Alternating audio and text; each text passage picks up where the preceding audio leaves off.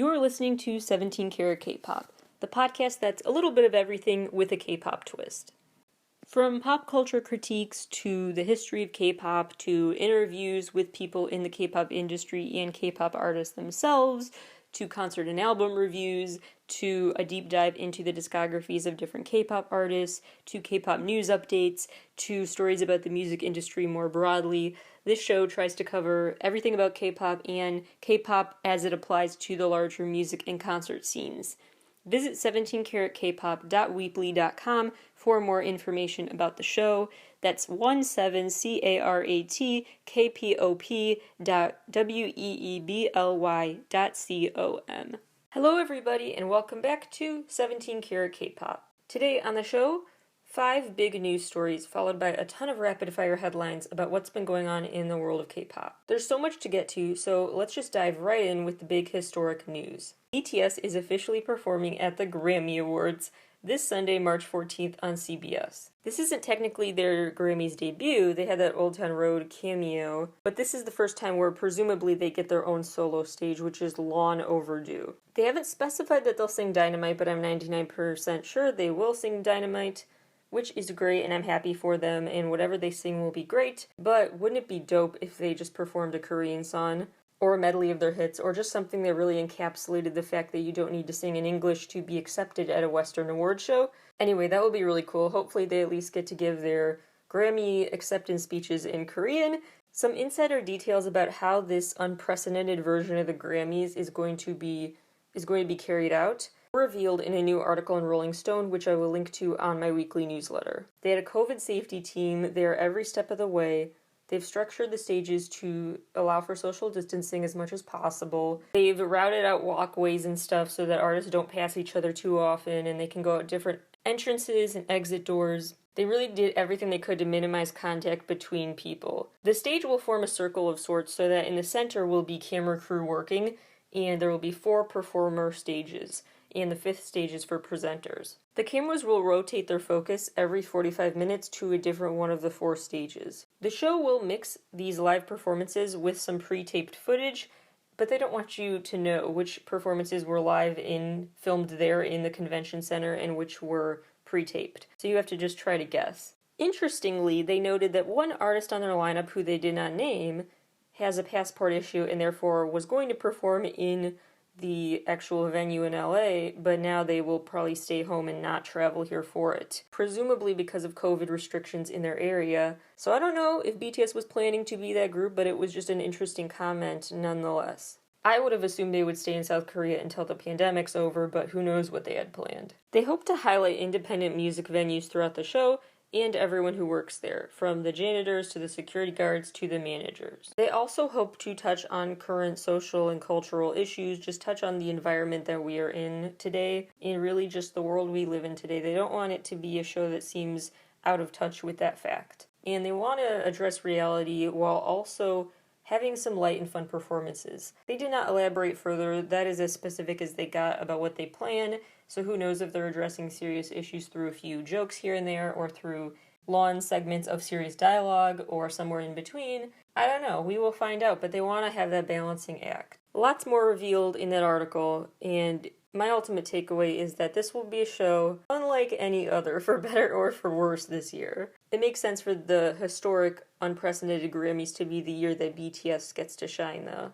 Quick side rant, this year the show is hosted by Trevor Noah, so I have a question. Is there much overlap between the Daily Show fans and K-pop stans? I hope there is. I hope I'm not standing in the middle of that Venn diagram alone, but I don't know. I'm curious if there is much overlap. There isn't really an online discourse, but who knows? I bring this up not just because of the Grammys, but because of the very surprising but in the best way announcement about NCT 127 contributing to the Daily Show special called Remotely Educational, where they're just going to jokingly teach us how to read again, basically. That, if you missed it, quick PSA, it was on this morning, but it's also going to be on tonight, 11 p.m., Comedy Central. I'm hoping there is that overlap because I'm a big fan of the show.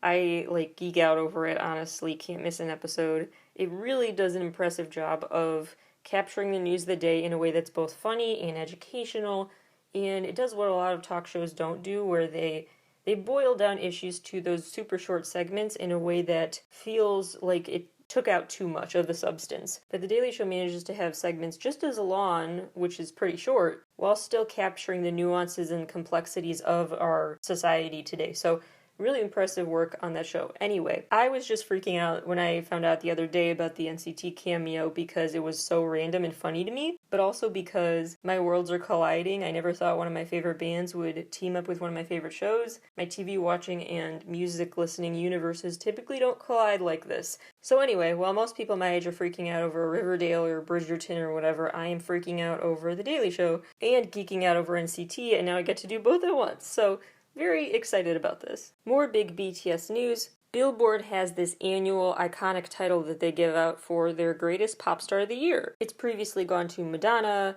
Michael Jackson, Britney Spears, Mariah Carey, I could go on. And 2020's greatest pop star of the year, according to Billboard, is officially BTS. Their statement said, quote, "With each milestone and new number one in 2020, BTS made it harder for US audiences to deny not only the group's own supreme superstardom, but also K-pop's much-deserved place in mainstream music. And now that we're finally listening, it pains us to imagine all the potential pop classics we missed out on simply because of the language barrier between us." Unquote. That is, I couldn't have said it better myself. That is exactly right. I do think often about how I wish I had started being a BTS stan years earlier than I did, because it was like, what have I been missing all these years? The worlds of fun and possibility that you open up for yourself when you have an open mind to music in other languages outside of your own is really incredible, and the epitome of why they're such a groundbreaking group. Even more BTS news, they are number one on the IFPI's Global Recording Artists list.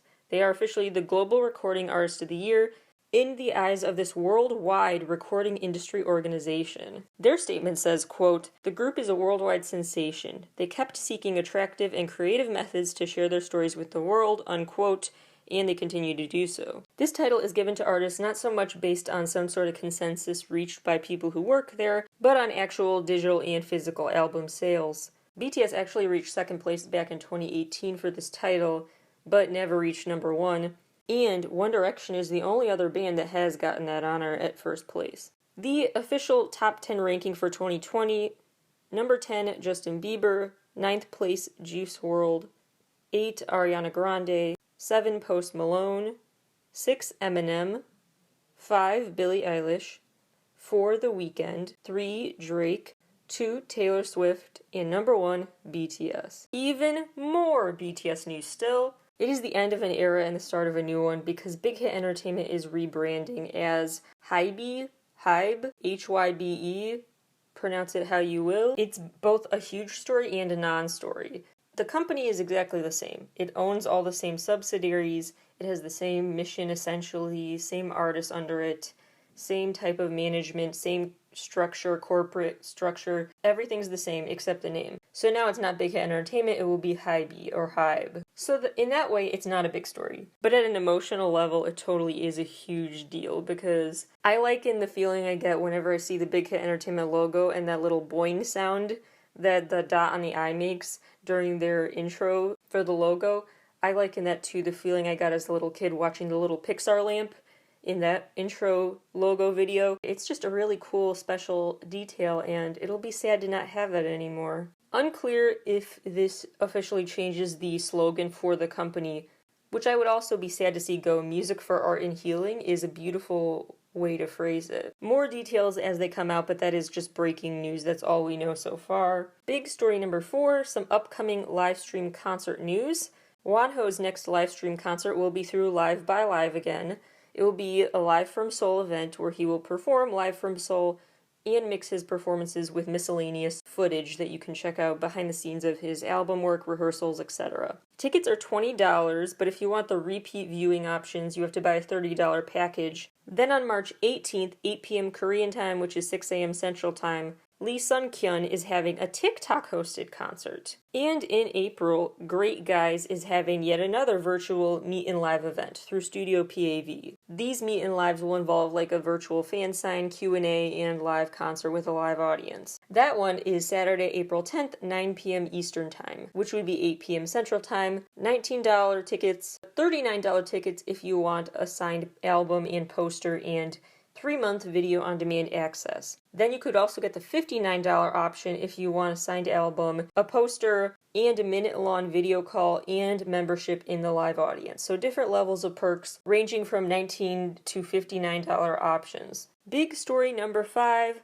2 iconic K-pop groups are disbanding. One team is officially done when their contracts are ended March 14th. And IZ*ONE is disbanding in April. My take on the one team disbandment, first of all, is can everyone please prematurely agree not to make annoying jokes about, I guess they're not one team anymore. Like, I'm just not in the mood. I wasn't when One Direction went on their indefinite hiatus, and I will not be now. Second thing is that I'm honestly not surprised, like I've said before on the show, with artists who can't tour like they can't due to COVID now. It really financially hurts the bottom line of those underdog companies. So a lot of artists this may be a year where a lot of them are reaching a breaking point. And not just financially, but emotionally. They're in quarantine with the other members. If they really don't get along, that will really come to a head during these months. Brace yourself. But groups also have the potential to be closer than ever, so it's a mixed bag. As for the IZ*ONE disbandment, that I'm truly surprised by. They've weathered so many storms, they've gained international popularity, they're international icons already. They had that huge breakout single Love You and Rose that started this whole career, going sky high in just a few years' time. They really had something special going, and I was surprised to see it end abruptly like this. Now for a speed round of miscellaneous headlines. Sunjin from Day 6 just enlisted in the military.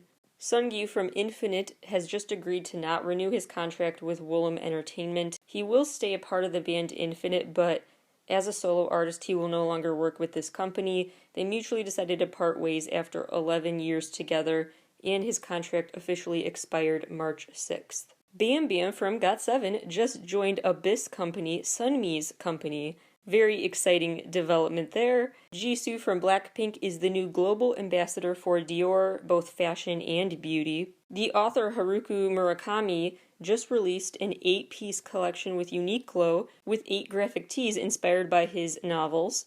BTS has renewed their pledge for the Love Myself UNICEF campaign. They've renewed their partnership and are now donating $1 million more to the campaign, along with the proceeds from Love Myself merch and album sales. More good BTS news.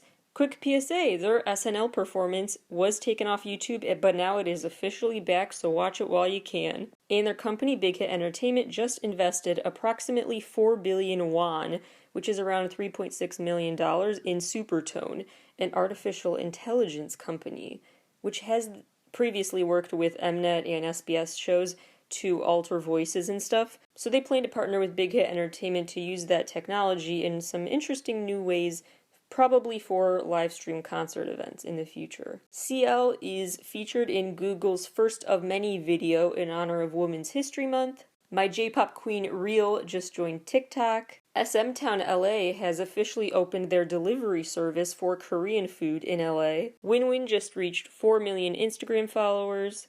iKON's new single, YYY, topped the iTunes charts in 10 regions. Psy's Gangnam Style just surpassed 4 billion with a B views. Stray Kids God's Menu is now their first video to surpass 200 million views. And RM's Persona solo track from a BTS album is really racking up views and streams still. It just surpassed 96 million streams on Spotify and 77 million views on YouTube. All FNC Entertainment artists will now join Cherry Bullet on Weverse. Kyuhyun from Super Junior is going to be the MC of a new show called Tiki Takar, which will premiere sometime in the first half of 2021. Yoo Jae-suk is now a new MC for the show Come Back Home, and the first guests will be Wheein and Hwasa from Mamamoo. The show follows people and they go back to where they started living when they first moved to Seoul. So they're going back home to their first home in Seoul, playing the role of tour guides in a sense.